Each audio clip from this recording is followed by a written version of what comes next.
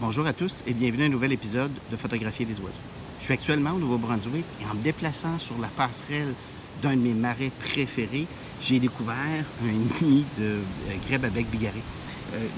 Un des adultes couvre et reste avec les jeunes sur le nid et l'autre adulte transporte de la nourriture. C'est vraiment extraordinaire comme type de photo. Un des points importants quand on s'installe pour faire des photos comme celle-là, c'est d'être le plus bas possible. Dans le moment, j'aurais pu me coucher sur la passerelle, mais je ne serais pas capable de rentrer l'objectif en dessous. Le pare-soleil est beaucoup trop gros. Donc, je me suis assis au niveau de la passerelle pour être le plus bas possible. Et c'est rare que je vais utiliser ça, mais j'ai mis un doubleur de focale. Généralement, je travaille avec un multiplicateur 1.4. Je travaille avec le multiplicateur 1.4 pour 90% des photos que je vais faire avec la 600 f4. Mais dans ce cas-ci, comme le nid est à une certaine distance, j'ai préféré utiliser le doubleur sur la 600. Donc, je suis à 1200 mm, je suis à f8, mais en étant à une vitesse quand même assez élevée, je suis à un 2 millième. Mais avec un boîtier sans plein capteur, 150 pieds, ça fait quand même une certaine distance. Le nid n'est pas si gros que ça. Le grèbe à bec bigarré, c'est pas un oiseau vraiment très gros. Donc, pour contrer la distance au niveau du nid, entre le nid et moi, j'ai utilisé un doubleur de focale. Généralement, j'utilise un multiplicateur 1.4. Je vais utiliser le multiplicateur 1.4 dans 90% des photos que je vais faire avec la 600. Mais dans ce cas-ci, en ayant le doubleur, ça veut dire que la 600 mm devient une 1200 mm. Ce qui fait que je suis encore plein capteur, je suis encore plein frame, je vais devoir cropper un peu pour rapprocher l'image. Mais déjà, l'action est quand même plus proche. Ça fait une photo magnifique. Je n'avais jamais fait de photo comme celle-là.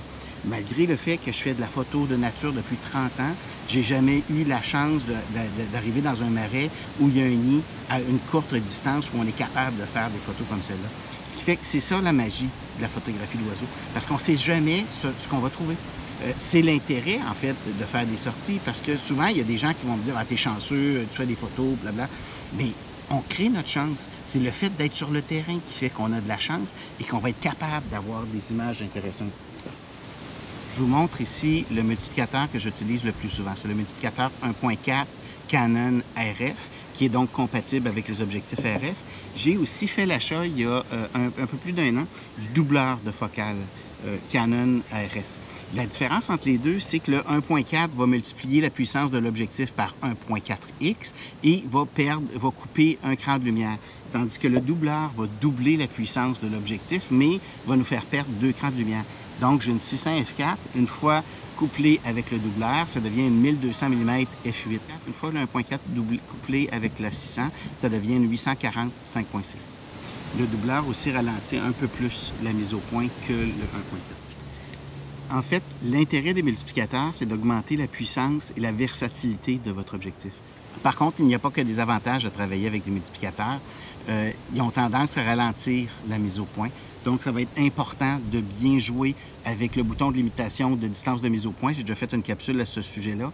Donc, assurez-vous de bien jouer avec la limitation de mise au point parce que le 1.4 va ralentir légèrement la mise au point puis le doubleur de focale va ralentir sensiblement la mise au point.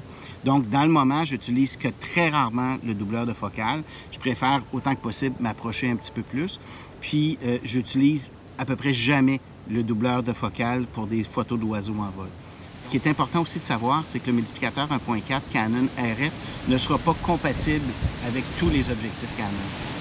Une fois qu'on a couplé le 1.4 avec le 100-500 Canon, comme le 500 mm et 500 mm 7.1 d'ouverture, une fois qu'on vient coupler le 1.4, on va être rendu avec l'équivalent d'un 700 mm, mais f10. Ce qui fait que des journées où il n'y a pas beaucoup de lumière, où on a des passages nuageux comme actuellement, où la lumière va diminuer, ça va paraître, on va devoir utiliser une sensibilité ISO beaucoup plus élevée. Et si on vient coupler un doubleur de focale sur une 100-500, ça veut dire qu'à 500 mm, avec le doubleur, on va être à 1000 mm, mais on va être à f15, ce qui fait qu'on doit avoir un ISO extrêmement élevé. Ça va nous donner une grande profondeur de champ. Ce n'est pas une utilisation que je vous recommande. Actuellement, il y a un nuage qui vient d'apparaître. La luminosité a diminué grandement. J'essaie de faire la mise au point sur le nid de grèbe à bec bigarré et j'ai beaucoup plus de difficultés avec le doubleur. Si j'étais avec le multiplicateur 1.8, je serais à 5.6 et j'aurais beaucoup plus de facilité à faire la mise au point. Le doubleur permet de rapprocher beaucoup plus la scène, ce qui fait qu'on garde plus de résolution. J'ai recadré éventuellement les photos pour avoir une action un petit peu plus serrée. mais encadrant à partir d'une photo qui a été prise avec le doubleur, donc à 1200 mm, je garde plus de résolution que si j'avais fait les photos avec le 600 f4 et le 1.4 qui me donnait 840 mm. Donc, c'est des outils de travail. Le multiplicateur 1.4 et 2x sont des outils de travail. L'important, c'est de savoir à quel moment on va les utiliser et ce que ça va nous donner comme avantage. Donc, ça rapproche les sujets. Les multiplicateurs vont être utiles pour augmenter la versatilité de l'objectif qu'on utilise, mais ça va aussi nous permettre d'avoir des sujets qui vont être plus gros sur le capteur.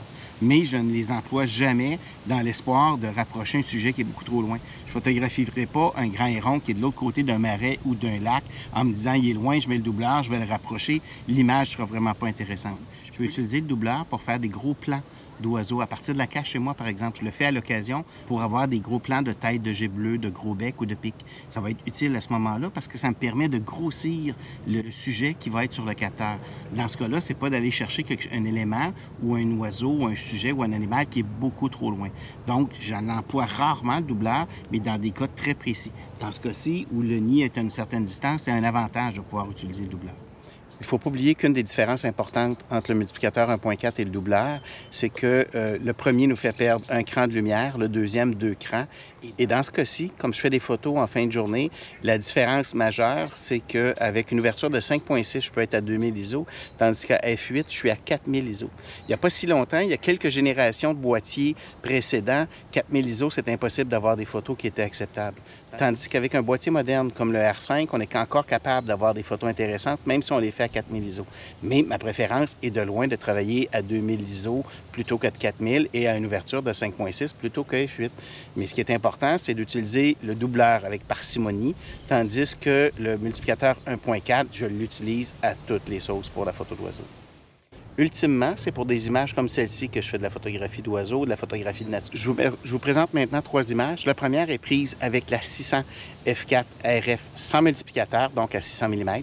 La deuxième, le 600 mm couplé avec le 1.4 à 5.6. Et la troisième, la 600 mm avec le doubleur, donc 1200 mm f8. On est quand même capable de voir la différence de rapprochement.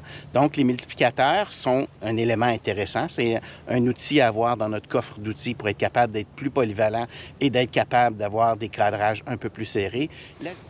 Sur la photo que je vous présente actuellement, on a le 600 avec le doubleur. J'ai quand même recadré l'image pour resserrer l'action, pour qu'on soit capable de se concentrer sur l'action des poussins et de l'adulte sur le nid, ce qui nous permet d'avoir une image qui est quand même beaucoup plus percutante que si je l'avais faite avec un 600 mm. Donc, pour la photo d'oiseau, c'est intéressant d'avoir un 100-500 ou un 600 mm, mais c'est encore plus intéressant d'avoir un objectif sur lequel on peut coupler des multiplicateurs pour être plus versatile et avoir des sujets qui prennent plus de place, qui soit plus imposant dans notre cadre. Merci de votre écoute et je vous dis à un prochain épisode. Pour en savoir plus, je vous invite à visiter mon site internet www.danieldupont.ca et je vous invite aussi à visiter mes pages Facebook et Instagram. N'oubliez pas de vous abonner à ma chaîne YouTube, vous serez ainsi prévenu pour les prochaines capsules. Bonne photo!